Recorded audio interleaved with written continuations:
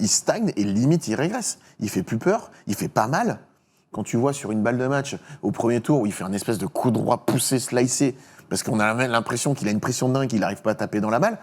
Et puis, il y a aussi une chose hyper importante, c'est qu'à un moment ou à un autre, quand tu es dans le doute, qu'est-ce qui t'aide à essayer de tenir la baraque? C'est deux choses. C'est un, ton physique. Je pense que physiquement, Benoît l'a dit, il a tellement donné pendant quelques temps que physiquement, ça commence à être un petit peu compliqué. Et il y a une chose hyper importante. Qu'est-ce qui te permet de tenir la baraque sur certains moments où c'est compliqué? C'est ta technique. Et c'est pas là où il est le meilleur. Donc dès qu'il est un peu dans le doute, la technique elle est un peu plus fragile et il joue automatiquement moins bien. Même en 2019, quand il fait son énorme début de cette fameuse partie de saison, il jouait pas très bien dans le petit jeu, il volait pas super bien. Voilà, je veux dire, il a pas progressé. Et je reviens sur l'exemple de Miami où il avait joué Alcaraz, où il avait tenté. J'avais trouvé ça hyper intéressant de venir un peu proche de sa ligne sur les retours pour prendre un peu de temps à Alcaraz.